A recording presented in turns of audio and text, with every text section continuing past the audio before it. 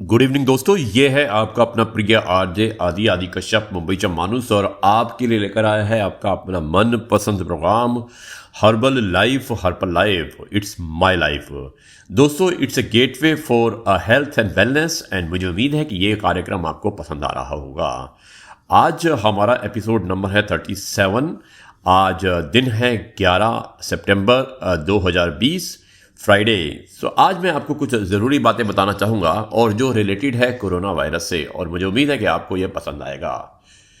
दोस्तों, कोरोना पर पिछले 10 महीनों में काफ़ी ज्ञान बड़े बड़े दिग्गजों और शोधकर्ताओं ने दिए हैं। पूरा विश्व कोरोना से बचने के लिए या तो वैक्सीन बना रहा है या फिर कोई इंतज़ार कर रहा है। आप सभी के साथ जीवन का सबसे बहुमूल्य समय जीतने के नाते मुझे लगता है कि एक बार पुनः कोरोना से जुड़ी अपनी समझ को साझा करूं। हो सकता है आप में से कोई इसे अमल भी करे। ये किसी ने लिख के मुझे भेजा है और ये मैं चाहता हूं कि आपको बताऊं उनकी राय क्या है कोरोना के बारे में, और एक बहुत अच्छे ढंग से लिखा हुआ है। तो दोस्तों, कोरोना एक साधारण वायरस है जो हमारे वातावरण में समाहित है। यह उसी तरह से धरती पर रहेगा जैसे हम, इसलिए इसके साथ जीना आप सीख ले। इसका कहने का मतलब यह है कि ये इतनी आसानी से जाने वाला नहीं है, तो हमें कुछ लाइफ में चेंजेस करने पड़ेंगे। और क्या करने पड़ेंगे, शायद वो ये बताना चाहते हैं। तो दोस्तों, कोरोना सबके शरीर में प्रवेश करेगा, ये कंफर्म है क्योंकि ये पहले भी बताया गया है। तो it is going to touch everyone. इसे कोई नहीं रोक सकता, परंतु जिनकी भी प्रतिरोधक क्षमता यानी कि इम्यून सिस्टम अगर स्ट्रांग है तो उन्हें कभी पता भी नहीं चलेगा, और जिनका इम्यून सिस्टम स्ट्रांग नहीं है यानी कि वीक है, तो उसके अंदर आपको सिम्टम्स दिखते रहेंगे। और यदि आपका प्रतिरोधक क्षमता या इम्यून सिस्टम उपयुक्त एंटीबॉडी नहीं बना पाई तो आपकी मृत्यु भी हो सकती है। एक सच है जो उन्होंने बताने की कोशिश की है। दोस्तों, इम्यून सिस्टम कम होने का सबसे बड़ा कारण है मॉडर्न मेडिसिन, जो हम मेडिसिन लेते हैं। जो लोग नियमित रूप से किसी भी प्रकार की दवा का सेवन कर रहे हैं उनका इम्यून सिस्टम उतना ही कमजोर होगा। अतः यदि संभव हो तो मॉडर्न मेडिसिन से निकलने का आप प्रयास करें, या फिर कम से कम एलोपैथिक दवाइयां खाएं। जितना संभव हो सके आप अपने इम्यून सिस्टम को बढ़ाने का विशेष प्रबंध करें। दोस्तों, इम्यून सिस्टम जो वीक होता है उसका दूसरा कारण है मास्क, जो इन्होंने बताया गया है। किसी भी मास्क के सबसे छोटे छेद का साइज 10 माइक्रोन है और कोरोना का आकार 0.06 से लेकर 0.14 माइक्रोन है। दोस्तों, इसको ध्यान से सुनिएगा। आपके मास्क के सबसे छोटे छेद से 100 कोरोना एक साथ अंदर आ सकते हैं। यह बहुत ही इंपॉर्टेंट बात है। जो हम मास्क लगाते हैं तो मास्क कितना सेफ है, ये उन्होंने उसकी सेफ्टी के ऊपर क्वेश्चन मार्क किया है। अब सवाल उठता है कि मास्क क्या रोक पाएगा इसको। मास्क आपके शरीर से निकलने वाली CO2 के निकास को बाधित करेगा। CO2 का साइज 0.33 माइक्रोन का होता है। अतः CO2 छेद से तो निकलेगी पर मास्क के अन्य भाग से बाधित होगी और यह फंसी हुई CO2 पुनः अंदर आएगी, मतलब कि वापस अंदर आ जाएगी। जो आप निकालेंगे सांस के माध्यम से, जो आप हवा निकालते हैं, CO2 निकालते हैं, वो वापस ऑक्सीजन जो है आपके वापस आ जाएगी, कार्बन ऑक्साइड। इससे आपके शरीर में CO2 की मात्रा बढ़ जाती है। अब चूंकि 70% ब्लड ब्रेन प्रयोग करता है, अतः ब्रेन में CO2 की मात्रा बढ़ जाती है और O2 की कमी कम हो जाती है, यानी कि O2 कम हो जाता है और फलस्वरूप आपकी जो ब्रेन सेल हैं वो पर्याप्त एनर्जी नहीं बना पाएंगे। ब्रेन में एनर्जी की कमी के कारण लोगों में डिप्रेशन, OCD और एंजाइटी की समस्या बढ़ती है। इसके अलावा शरीर के अन्य सेल भी ऑक्सीजन की कमी के कारण पर्याप्त एनर्जी नहीं बना पाते, जिससे प्रतिरोधक क्षमता कमजोर होती है, यानी कि इम्यून सिस्टम आपका वीक हो जाता है। अतः सरकारी नियमों का सम्मान करने और चालान से बचने के लिए मास्क अवश्य पहने, परंतु प्रयास करें कि अधिक से अधिक समय मास्क ना लगाएं, जिससे कि आप स्वस्थ रहें। देखिए कितनी बड़ा इन्होंने बताया है। दूसरा, विश्व स्वास्थ्य संगठन के अनुसार, WHO के अनुसार, उनका जो आदेश है, सभी मृत्यु को कोरोना में शामिल करना अनिवार्य है। जो भी डेथ हो रही है, मतलब कि उनको बताना है कि कोरोना की वजह से हुआ, ये WHO ने कहा है, जिससे कोरोना को खतरनाक साबित किया जा सके। अतः कोरोना निमित्त अधिकांश मौतें या तो किसी पुरानी बीमारी के कारण हुई हैं या फिर उस दवा के साइड इफेक्ट के कारण जिसका व्यक्ति विशेष पर ट्रायल किया जा रहा है।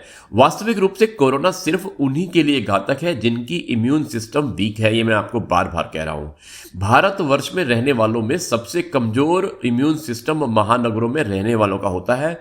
उसके बाद सिलसिलेवार शहर, कस्बे और गांव होते हैं। इसका मुख्य कारण है हमारी लाइफस्टाइल, हमारी दिनचर्या, खान पान, तनाव और वातावरण का एक्सपोजर। दोस्तों, वास्तविकता तो यह है कि कोरोना एक व्यापार है, लोगों को भयभीत कर दवाओं के बाजार को गर्म करने का। देशव्यापी lockdown, mask, PPE kit, ventilator, sanitiser, immunity, hand washing, काढ़ा, हैंड ग्लोव्स, सोशल डिस्टेंसिंग इत्यादि शब्दों का जो प्रयोग पूरे विश्व को डराने का काम किया गया है। इसके द्वारा इस विश्वव्यापी साजिश के तहत सभी की आर्थिक संपन्नता छीन ली गई है और आज करोड़ों लोग बेरोजगार हो गए हैं। ये बात तो एकदम सच है। सभी बेरोजगार समाप्त हो मतलब कि सबका रोजगार समाप्त हो गया है। आखिर कब तक कोई किसी को घर बैठा के खिलाएगा? जब कोरोना के 300 केस थे तो देशव्यापी लॉकडाउन लगाया गया था और आज जब देश में कोरोना मरीजों की संख्या 50 लाख के पार पहुंचने वाली है तो पूरे देश को अनलॉक की प्रक्रिया शुरू है। यह क्या है? समूचे विश्व में महामारियां जैसे कि चेचक, हैजा, प्लेग को समाप्त करने के कारण मॉडर्न मेडिसिन सिस्टम ने पूरी दुनिया में अपनी धाक जमा ली थी, परंतु अब कोरोना महामारी में उसकी असफलता ही उसके डाउनफॉल का कारण बनेगा। अभी तक कोरोना ही नहीं, किसी भी वायरस की ना कोई दवाई बनी है और ना ही बन पाएगी। प्लाज्मा थेरेपी यह उधार की प्रतिरोधक क्षमता हो सकता है, आपको एक बार बचा भी ले। चूंकि कोरोना हमारे वातावरण में समाहित है, अतः कब तक आपको कोरोना से बच पाएंगे? वैक्सीन दवा की कंपनियों की विश्वव्यापी साजिश है, क्योंकि कोरोना एक वायरस नहीं अपितु पूरा परिवार है जिसमें 7 से 11 तरह के वायरस होते हैं। प्रत्येक वायरस के लिए एक वैक्सीन चाहिए, अतः एक व्यक्ति कितनी वैक्सीन ले पाएगा? वैक्सीन कितने अंतराल में देनी पड़ेगी या कितने इंटरवल में देनी पड़ेगी? और क्या उसकी प्रतिरोधक क्षमता यानी कि इम्यून सिस्टम सभी के लिए उपयुक्त एंटीबॉडी बना पाएगी? इसके अलावा साइंटिस्ट ने यह भी बताया है कि कोरोना की एंटीबॉडी खून में बहुत कम समय तक मौजूद रहती है, अतः वैक्सीन कितने दिनों के लिए कारगर होगी इस पर भी संदेह है। तो दोस्तों, यह है आपका अपना प्रिय आरजे आदि कश्यप मुंबई से मानुस और आपके लिए लेकर आया है आपका मनपसंद प्रोग्राम हेल्थ इज वेल्थ, यानी कि आपके साथ जो हो रहा है, जो आपकी सेहत है उसका आपको ध्यान रखना है। और herbal life it's my life. अब मैं इस कार्यक्रम को आगे बढ़ाता हूं।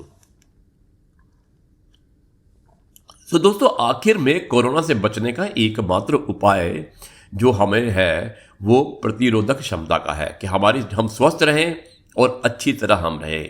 तो इसके लिए 5 बुनियादी उपाय हैं जो मैं आपको बताना चाहता हूं। नंबर 1, आप घर का बना हुआ शुद्ध ताजा भोजन जिसमें सीजनल वेजिटेबल्स, मसाले, दूध और शुद्ध देसी घी डालकर खाएं। आधा से 1 घंटे नियमित व्यायाम या योग करें, मतलब बहुत ज़रूरी है। मैं तो कहता हूँ 1 घंटा व्यायाम कीजिएगा, बहुत ज़रूरी है। 6 से 8 घंटे की अच्छी नींद आप लीजिएगा। शरीर को उपयुक्त आराम दीजिएगा, आराम बहुत ज़रूरी है आपको। और तनाव रहित जीवन यानी कि स्ट्रेस फ्री, टेंशन फ्री आपको लाइफ को जीना है। दोस्तों, इसके अलावा बच्चों, बूढ़ों एवं निरंतर दवा खाने वाले लोगों के लिए कुछ अतिरिक्त यानी कि कुछ एडिशनल जो है आपको इंतजाम भी आवश्यक हो सकते हैं। अतः अफसोस जाहिर करने दवा, थेरेपी, वैक्सीन का इंतजार ना करें।